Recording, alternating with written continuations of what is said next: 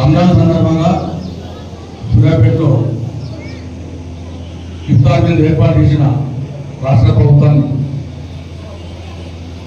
ఈ కార్యక్రమానికి విచ్చేసిన మన ఎమ్మెల్యే గారు జగదీశ్వరెడ్డి గారు, సర్వతురెడ్డి గారు, రామారావు గారు, ఇతర పెద్దలందరికీ కూడా, ముస్లిం సోదరులందరికీ కూడా హృదయపూర్వక రంజాన్ శుభాకాంక్షలు తెలియపరుస్తూ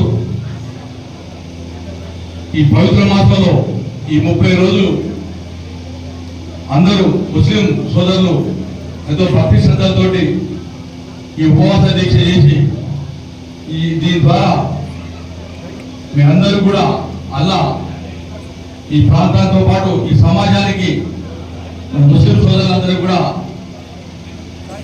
ఆశీర్వదించాలని కోరుకుంటూ మరొకసారి శుభాకాంక్షలు తెలియజేస్తున్నాను.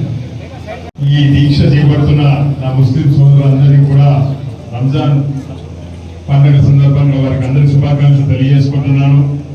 ఇది చాలా పవిత్రమైన మాసం ఇస్లాం మతంలో.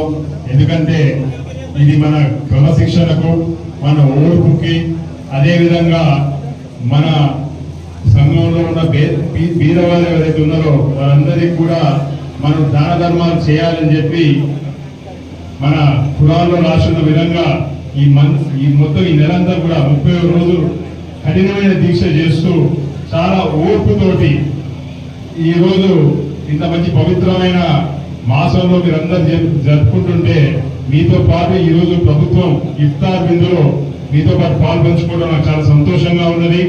మరోసారి అందరికి కూడా రంజాన్ పర్వదిన శుభాకాంక్షలు తెలియజేసుకుంటూ సెలవు తీసుకుంటున్నాను. Thank you.